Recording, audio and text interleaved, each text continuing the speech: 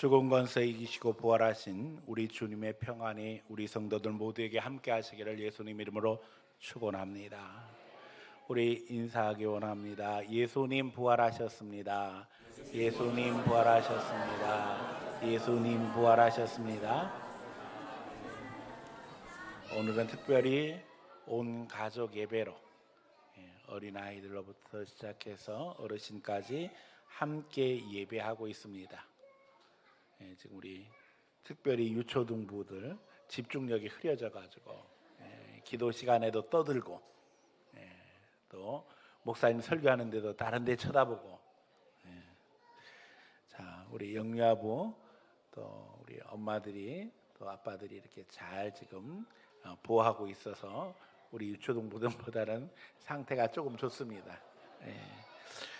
자, 우리 영유아부 어린이들에게 질문합니다. 오늘 무슨 날이죠? 자, 우리 유초등부는 자기가 유초등부인지도 몰라요, 그렇죠? 초등학생들은 자, 우리 영유아부 어린이들에게만 다시 한번 질문하지요. 예수님은 누구신가요? 우리 영유아부는 대답이 없어요.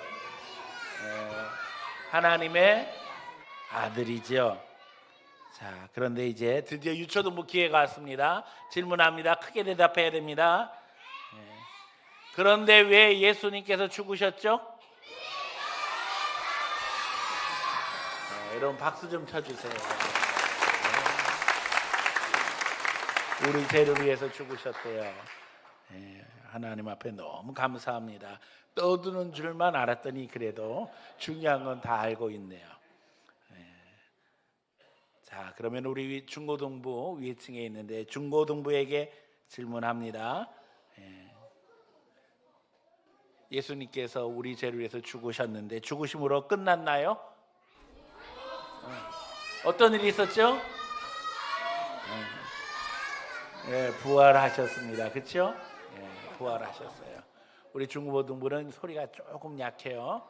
자, 한번 연습해 봅니다. 우리 영유아부만 한번 소리 질러 보죠. 영유아부, 네라고 크게 대답해 보세요. 영유아부. 너무 예쁘죠, 그렇죠?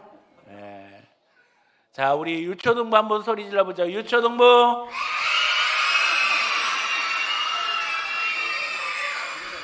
그만. 중고등부.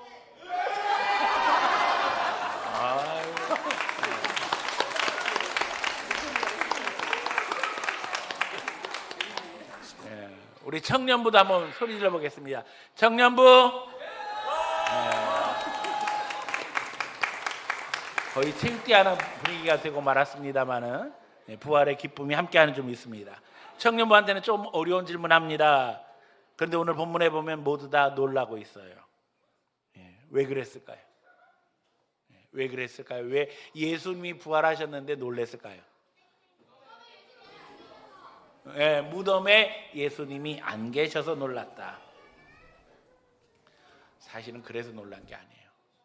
예수님이 부활하실 것을 아무도 기대하지 않았다는 거예요. 예수님이 부활하실 걸 기대 안 했는데도 불구하고 예수님이 살아나셨어요. 여러분 생각해 보세요. 우리 식으로 하면 장례식을 치렀는데 관을 딱 닫고 무덤에 흙을 막 덮는데 관 속에서 소리가 나고 사람이 벌떡 일어난다면 놀라겠어요? 안 놀라겠어요? 놀라지요. 왜 놀래요? 죽었는데 살아났으니까. 아무도 예수님이 다시 살아나실 걸 기대를 못한 거예요. 그런데 예수님이 살아나셨어요. 놀라운 일입니다. 사실 예수님이 여러 번 십자가에서 죽으실 것과 다시 사실 것을 말씀하셨습니다. 그러나 아무도 관심을 두지 않았어요. 왜냐하면 예수님이 십자가 지고 죽으시는 것 자체를 사람들은 원하지 않았어요. 특히 제자들은 그러했어요. 그런데 예수님께서 십자가에서 죽으시고 또 부활하신 거예요. 사람들이 예수님 제자 앞에서 어떻게 했어요? 다 도망해 버렸어요.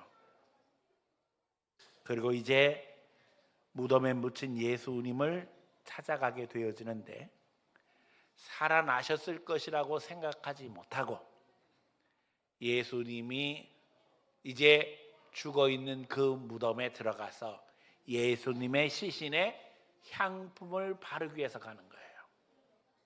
우리 장례 풍습과 이스라엘의 장례 풍습은 조금 다릅니다. 이스라엘 사람들은 이제 굴을 이용해서 장례식을 치러요.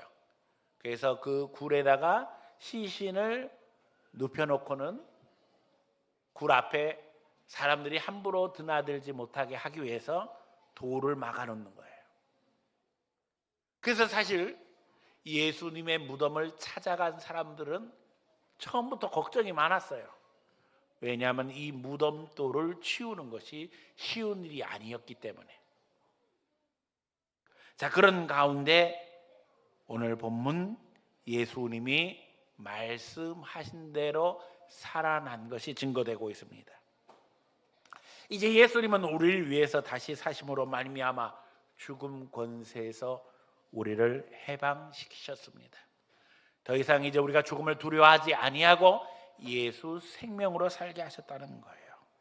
생명의 주님이 우리와 함께 하심으로 말미암아 이제 주님의 은혜 가운데 인생을 살아가며 기뻐하며 즐거워하며 행복할 수 있도록 도와주시고 계신다는 것입니다. 마귀의 권세를 두려워하지 않게 되었어요. 더 이상 어둠이나 흑암의 세력, 또 마귀 세력, 죽음의 세력을 두려워하지 아니하고 이제는 예수님의 이름으로 부활의 능력으로 무장하며 살아가게 되었다는 것입니다.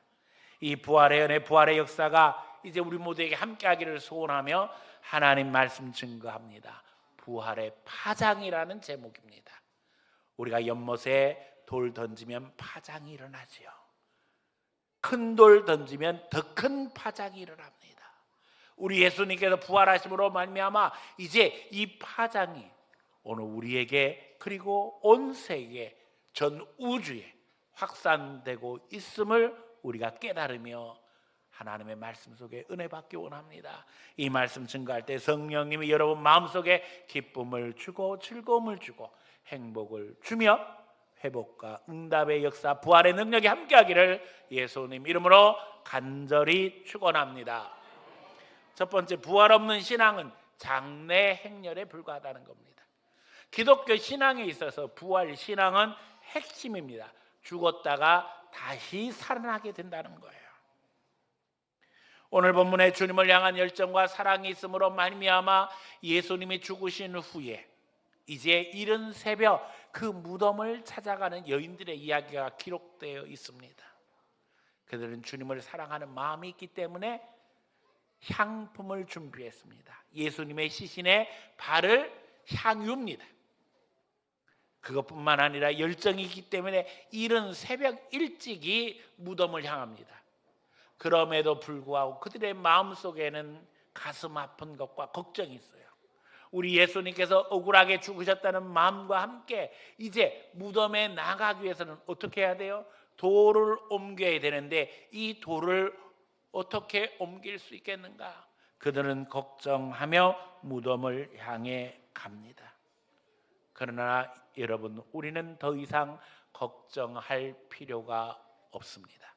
그 무덤돌은 어떻게 되었다고요? 이미 옮겨졌습니다. 오늘 무덤돌이 상징하는 것이 무엇입니까? 우리가 인생을 살아가면서 우리를 짓누르고 있는 온갖 저주들, 걱정, 근심, 고민, 괴로움이 무덤돌입니다. 우리는 이것으로 인해서 지금도 속상해하고 힘들어하고 어려워합니다. 우리 어린이들에게 한번 물어볼까요? 우리 어린이들은 고민 없지요? 없어요? 네. 많아요? 네. 있어요. 없어요. 많아요. 우리 생각에는 전혀 없을 것 같고, 그렇죠? 늘 행복할 것 같은데 저렇게 소리 지르면서도 고민이 있대요. 여러분, 우리가 이제는 다 걱정하지 않아도 됩니다. 이 무덤돌을 누가 옮기셨다고요? 예수님이 부활하셨기 때문에 이 무덤돌을 옮기신 거예요. 지금도 우리를 짓누르고 있는 사망 권세, 마귀의 세력, 우리를 걱정하게 하는 모든 고민은 예수 그리스도의 능력으로 해결되는 줄 믿습니다. 이게 부활의 능력이며 부활의 파장입니다. 부활 신앙이 없다면 오늘도 우리는 죽음 권세 아래 걱정 고민 속에 살아갈 수뿐이 없습니다. 무덤에 도착해 보니 무덤은 열려져 있었고 그 안에 예수님의 시신은 없었습니다. 자, 어떤 일이 일어난 거죠? 왜 시신이 없죠? 우리 유초등 어린이들 대답해 볼까요? 왜 무덤에 예수님의 시신이 없었을까요? 네, 부활하셨기 때문이에요. 그렇죠? 네, 우리 다 알고 있어요. 예수님이 부활하셨기 때문에 시신은 없었습니다. 그런데 제자들은 걱정하며 생각합니다. 아니 도대체 예수님의 시신을 누가 훔쳐간 거야? 네? 누가 훔쳐간 거예요? 훔쳐간 사람 있어요, 없어요? 없어요. 없는데도 불구하고 예수님은 살아나신 게 아니라 그 시신이 도둑 맞았다. 사람들이 이렇게 생각하는 거예요. 하지만 주님은 살아나셔서 오늘도 우리를 새롭게 하십니다. 저주에서 이제 축복으로 바뀌었어요. 이제 절망에서 소망으로 바뀌었어요. 죽음에서 생명으로 바뀌었어요. 지옥에서 천국으로 바뀌었어요. 이게 부활의 파장입니다. 우리 성도들 모두에게 다시 한번 질문합니다. 저주에서 뭘로 바뀌었다고요? 축복으로. 절망에서 무엇으로요? 소망으로. 죽음에서 뭘로요? 생명으로. 지옥에서 어디로? 천국으로. 예수님의 부활 능력 권세가 우리에게 임했기 때문입니다. 성경은 그때 수많은 일이 살아난 것을 말씀하고 계셔요. 예수님만 부활하신 게 아니라는 거예요. 예수님이 십자가에 달리실 때에 죽음에서 많은 사람들이 일어났고 그때 예수님께서 부활하셔서 예루살렘에 나타나셨을 때 다른 사람들도 살아난 사람들이 예루살렘 성내를 걸어다녔다는 거예요. 충격적인 일들이 벌어진 거예요. 여러분 돌아가신 분들이 다시 살아나서 여러분 집에 와서 문 앞을 두드린다고 생각해 보세요. 네, 그런 일이 실제로 있었단 말이에요.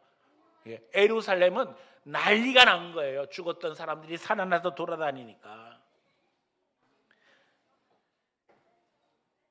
나는 부활이요 생명이니 나를 믿는 자는 죽어도 살겠고 살아서 나를 믿는 자는 영원히 죽지 아니하리라. 예수님이 말씀하셨어요. 우리는 죽음 권세 아래 사는 것이 아니라 생명의 권세 아래 살고 있습니다. 우리는 죽음을 두려워하지 않습니다. 심지어는 육신이 죽을지라도 다시 부활하게 하시는 것을 믿으며 우리 영혼은 하나님 품 안에서 쉼을 얻게 된다는 사실을 너무나도 잘 알고 있습니다. 그러므로 이제는 부활의 능력 가운데 천국을 소망하며 그 기쁨 속에서 날마다 하나님의 은혜를 누리는 천국 백성으로 사는 성도들이 다 되어지기를 예수님 이름으로 축원합니다.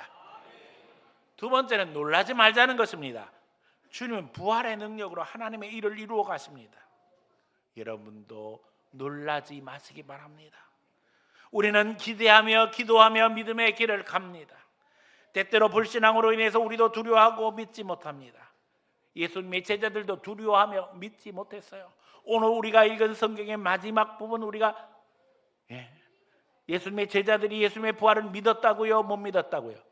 못 믿었다는 거예요.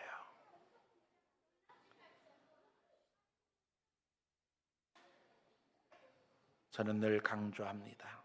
하나님은 어떤 분이시라고요? 더 좋은 걸 채워주시는 하나님이에요. 승리 하나님이십니다. 이제 우리는 저주에서 축복으로 죽음에서 생명으로 옮겨진 하나님의 자녀들입니다. 하나님은 소망의 하나님이 되셔서 오늘도 우리를 믿음으로 인도하십니다. 죽음으로 끝나는 것이 아니라 절망으로 끝나는 것이 아니라 실패로 끝나는 것이 아니라 낙심으로 끝나는 것이 아니라 소망 중에 우리를 인도하심으로 말미암아 하나님 앞에 믿음으로 살아가게 하신다는 거예요. 예수님은 십자가 뒤에 무엇을 준비하셨어요?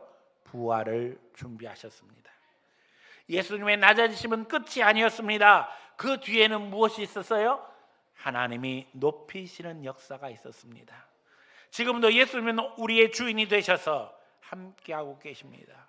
부활하셔서 하나님 보좌 우편에서 우리를 위해서 기도하고 계십니다.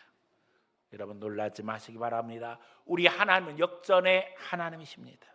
마귀는 예수님을 십자가에 못 박음으로 승리했다고 생각했을 것입니다. 그 수하에 마귀 지배를 받는 사람들도 똑같이 생각했을 것입니다. 그러나 하나님은 놀라운 역전의 역사를 이루셨습니다. 예수 그리스도를 통한 역전의 역사는 지금도 진행되고 있습니다. 그래서 성경은 말씀하십니다. 약한 자를 들어서 강한 자를 부끄럽게 하신다는 거예요. 이게 복음입니다. 나중된 자로 먼저 되게 하시는 것이 하나님의 역사라는 거예요. 여러분 하나님을 신뢰하시기 바랍니다. 놀라지 말기 바랍니다. 하나님은 변화를 이루심으로 말미암아 하나님의 역사를 이루어 가게 하시는 능력의 하나님이십니다. 십자가의 보혈을 믿고 그 길을 추구하는 사람들에게는 부활의 역사가 오늘도 계속되고 있습니다. 예수님은 부활의 첫 열매가 되셨고 이제 우리의 차례가 된 것입니다. 십자가의 길이 당장에는 어려워도 역전의 시작입니다. 왜요? 하나님이 책임져 주시기 때문입니다. 당장에는 고통스럽고 어렵고 힘들어도 하나님이 함께 하심으로 말미암아 그 가운데 하나님의 영광을 보게 되었습니다. 십자가의 길은 주님의 말씀 속에서 하나님이 나를 향해 계획을 갖고 계신다는 것을 믿고 하나님의 뜻을 찾아가는 길입니다. 그러면 성령이 역사하십니다. 하나님이 도와주십니다. 그걸 통해서 역전의 역사가 이루어집니다. 여러분 삶 속에 성령님과 동행함으로 말미암아 역전의 역사를 체험하는 성도들 되시기를 축원합니다.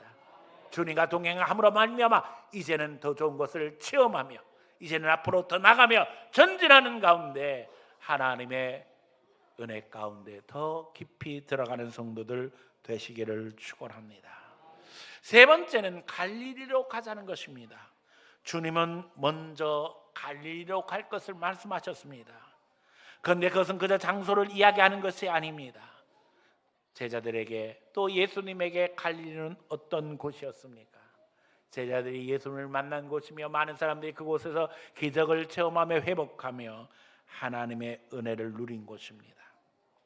예수님은 부활하신 후에 먼저 갈릴리로 갈 것을 말씀하셨습니다. 이제 마리아가 나가서 부활하신 것을 이야기할 때 예수님께서 마리아를 찾아오십니다. 갈릴리로 가신다고 하신 예수님께서 마리아를 찾아오신 이유가 어디 있겠어요? 바로 말씀을 전하는 그곳, 부활하신 예수님을 증거하는 그곳이 갈릴리이기 때문입니다. 주님은 하늘 올라가시면서 복음 전도에 대해서 명령하셨습니다. 우리도 증거하며 살 때 부활의 능력 권세가 함께함으로 말미암아 우리가 있는 곳이 갈릴리가 되어집니다. 예수님의 말씀이 선포되는 곳에 주님의 치유와 회복이 함께 되어지며 성장의 은혜가 넘치게 되어집니다. 성령의 은혜를 덧입게 되어지면 내 인생을 재해석하게 되어지고 거기에 영적인 시각을 가지고 바라봄으로 말미암아 하나님이 주시는 돌파구를 찾게 되어집니다. 기독교는 부활의 종교입니다. 우리가 주님의 십자가를 지고 죽어질 때 부활의 역사로 하나님은 오늘도 응답하십니다. 다시 사신 예수 그리스도를 높이며 그 가운데 성령님과 동행하는 성도들 되시기를 축원합니다. 지난주는 우리 교회가 블레싱 데이로 지키며 그동안 기도했던 영혼들을 초청하고 하나님 앞에 함께 예배했습니다. 이제 부활의 은혜 속에 들어간 우리는 왕같은 제사장입니다. 주의 영혼들을 축복하며 그들을 위해서 기도할 때 하나님의 능력의 역사가 부활의 역사가 우리 가운데 나타나게 되어집니다. 우리가 그들을 축복할 때 하나님의 축복이 먼저 우리에게 임하게 되어집니다. 우리가 그들을 사랑할 때 하나님의 사랑이 우리에게 먼저 임하게 되어집니다. 하나님 앞에 예수 그리스도의 사랑을 실천하며 주님의 길을 걸어가시기 바랍니다. 그러면 그때 부활하신 주님이 우리와 함께함으로 말미암아 우리의 삶에 부활 능력이 나타나고 우리가 축복의 통로, 은혜의 통로, 사랑의 통로가 됨으로 말미암아 그 가운데 믿음의 역사를 이루게 되는 것입니다. 부활을 증거하며 그 그 가운데 주님이 주시는 부활의 평안을 누리며 이제 하나님 앞에 영광 돌리는 귀한 성도들이 다 되어지기를 예수님 이름으로 간절히 축원합니다.